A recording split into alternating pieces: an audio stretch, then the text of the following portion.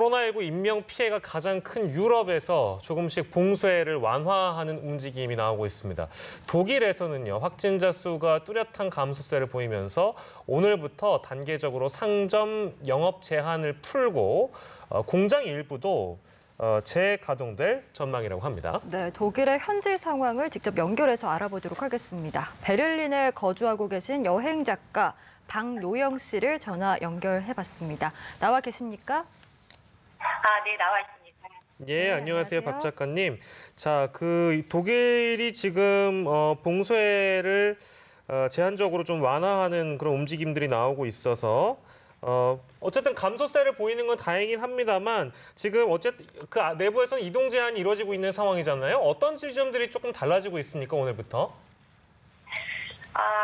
네, 지금 오늘부터 달라지는 내용은요. 예. 지금 이제 분위기를 먼저 말씀을 드리면 시민들이 예. 이제 정부 정책에 잘 협조를 하고 있고 예. 사회적 거리두기를 비교적 잘 실천하고 있습니다. 예.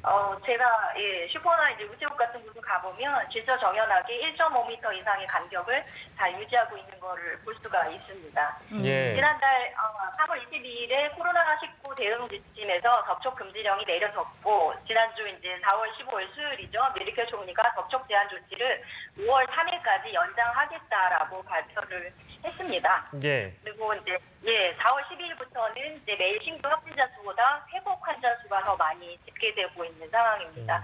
그러나 아직까지는 긴장을 늦추지 않고 있어야 된다는 의견이 주가되고 있습니다. 네, 뭐 살짝 짚어주시긴 했습니다만 독일이 그 유럽 국가 중에서 처음으로 이제 이동 제한 완화 시간표를 내놨는데 구체적으로 완화 일정이 어떻게 되는지 좀 다시 한번 짚어주실 수 있을까요? 네네. 지금 완화 일정, 그러니까 아까도 말씀드렸지만 접촉 제한 조치는 5월 3일까지 연장이 되고요. 네. 4월 20일부터 요식업, 숙박업을 제외한 일반 매점, 그러니까 면적 최대 800제곱미터 이하의 상점이죠. 다시 영업을 할 수가 있다고 했습니다. 그리고 예. 자동차, 자전거 관련 업소 및 서점은 크기에 상관없이 다시 문을 열 수 있습니다. 그리고 이제 고등학교 졸업시험, 아비투어라고 하는데요. 4월 예. 20일부터 실시를 하고 5월 4일부터 5학년부터 단계적으로 개학을 하고 유치원은 8월 1일부터 개원할 수 있습니다. 이제 미장원 같은 경우 5월 4일부터 입장 인원을 제한하고 철저한 위생 관리 하에 영업이 가능하도록 이렇게 되어 있습니다. 예, 아까도 저희가 그 국내 화면을 통해서 내부 뭐 마트 화면이나 약국 화면들 보여드리고 있는데 거기도 어느 정도의 거리두기가 필요하니까 표식 같은 거를 바닥에 좀 붙여놓는 걸 볼 수가 있었는데요. 현재까지도 그렇게 운영이 되고 있습니까? 네, 맞습니다. 아까 제가 처음에도 말씀드렸듯이 예. 최소 1.5m 사회적 거리두기는 비교적 잘 지켜지고 예. 있습니다. 예, 다행이네요. 더 안정적이다는 느낌을 받습니다. 예, 그렇군요. 자, 그리고 폭스바겐 독일 자동차 공장도 재가동된다고 저희가 들었는데 그 최근에 그 현대차 유럽본부 이쪽에서 확진자가 나오기도 해서 혹시 이게 뭐 너무 이르다 이런 경계의 목소리도 나오고 있다면서요. 현지 분위기는 어떻습니까?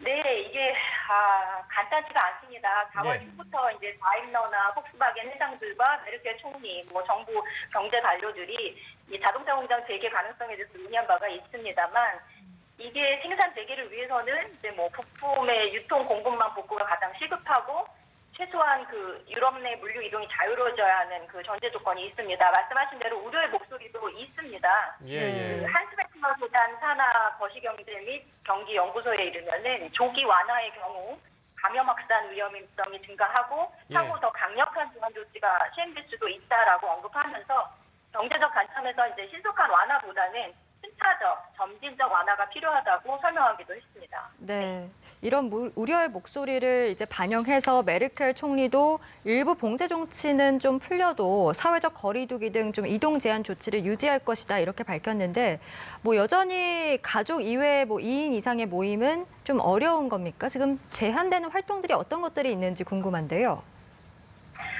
네, 여전히 어렵습니다. 동거인이 아닌 이상 외출 동행은 2명까지만 제한이 되고 있고요. 네. 모든 식당이나 카페는 기존처럼 문을 열지 않고 배달과 포장만 가능하고요. 교회나 사찰 등 종교적인 모임, 집회 여전히 금지됩니다. 필요하지 않은 사적인 여행이나 방문을 자제해야 하고요. 음악회, 축구 경기 등 이제 많은 인원이 모이는 대규모 행사는 8월 31일까지 열릴 수가 없습니다. 예. 그 우리 박 작가님은 그러면 어떻게 지내고 계세요? 그 갑자기 궁금해서 네. 개인적으로는 혹시 저기 하시는데 생활하시는데 불편함은 없습니까? 네, 뭐 다 불편하죠. 그렇지만 이제 여기 지금 독일에서 아주 세세하게 경제 지원을 해주고 있어요. 그래서 어떻게 예. 어떻게 해야 하는지 좀 구체적으로 설명을 드릴까요? 예. 알겠습니다. 코로나 사태로 많은 시민들이 이제 경제적 어려움에 놓여 있는데요. 예. 이 독일이 예전과 같지 않게 신속하게 경제 지원 대책을 시행에 옮기고 있습니다. 예. 구체적으로 말씀드리면 먼저 이제 고용주와 기업인 관련해서 소기업 지원금이 있습니다. 그래서 예. 프리랜서나 자영업자, 직원 수 10명 이하의 소기업은 최소 5,000유로에서 최고 15,000유로에 이르는 지원금이 이제 지급이 되고 있습니다. 네. 제 주변에서 이제 많은 지인분들이 이 지원금을 실제로 받았고요. 예. 신청 이후에 며칠 만에 통장에 입금이 되었다고 합니다. 그래서 이 얘기는 외국인들도 차별 없이 지원을 받았다는 얘기죠. 아. 그리고 또 그리고 이제 근로시간 단축 조치, 그러니까 이게 근로시간이 많이 단축돼 쿠아트 아르바이트라고 그래서 단축급여를 이제 고용주에게 지급을 하기도 하고요.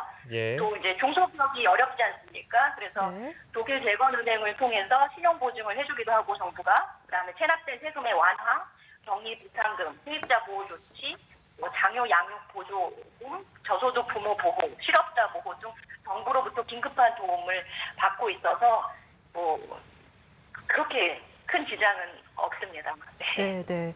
경제적인 어려움이 뭐 전 세계적으로 닥쳤는데 일단 독일에서는 적극적으로 이렇게 경제적인 대책이 있다는 점 짚어주셨고 마스크 얘기를 좀 해보고 싶습니다. 뭐 사실 그 유럽 같은 경우는 마스크를 좀 꺼려하는 그런 분위기 저희가 항상 전달을 해드렸었는데 최근에 메르켈 총리가 뭐 쇼핑이나 대중교통 이용할 때도 강력하게 마스크를 써야 된다라고 권고를 했다고 하더라고요. 마스크에 대한 인식이 좀 많이 달라졌습니까?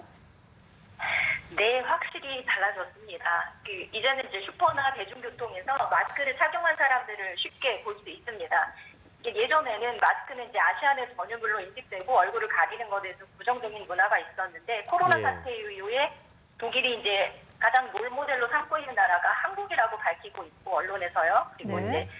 이제 이동 제한 없이 감염자 수를 줄이는데 마스크 착용이 큰 역할을 했다는 분석이 나왔습니다. 그래서 이제 독일 의사협회에도 마스크 착용에 찬성 의견을 냈고 독일 정부 홈페이지에서도 마스크 착용 권고와 또 천 마스크 만드는 방법을 소개했습니다. 이게 문제가 이 마스크 수급이라는 거의 불가능했었습니다. 그래서 예. 지금은 이제 전자적으로 중국에서 수입량도 늘어났고요. 그리고 이제 독일 보건당국이 국내에서 의료 마스크 생산 합의에 따라서 50개 기업이 생산에 참여해서 8월 중순부터 매주 1천만 개의 FFP2 마스크와 또 4천만 개의 수술용 마스크를 생산하게 될 것이라고 또 발표하기도 했습니다. 예. 그렇군요. 저 독일 쪽 상황 저희가 준비하면서 저도 사실 이 보도 보고 좀 충격을 받아가지고요.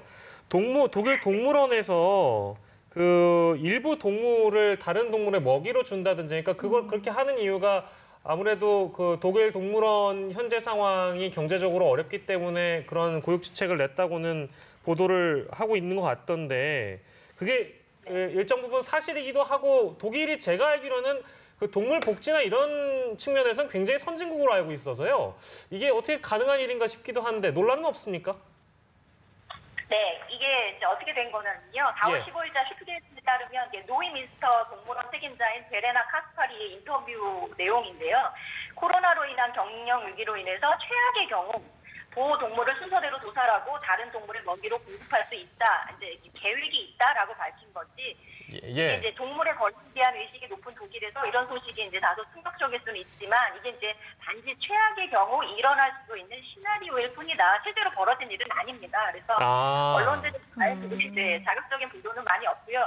오히려 관람 계획이 없어서 그동안 스트레스 받았던 동물들이 잘 관리되고 있다. 이런 동물원의 관계자의 말도 있습니다. 하지만 이제 현실적으로 이 긴급 재정 지원에서 이제 제외된 동물원들이 있어서 같이 이제 연합을 해서 이런 재정 지원을 고려 중이다라고 합니다. 그리고 예. 또 한 가지는 동물원은 이제 부모님들이 자녀들과 시간을 보내기 좋은 장소지 않습니까? 그래서 네. 동물원을 개방하라는 요구도 많아서 각 주마다 이제 틀리긴 한데요.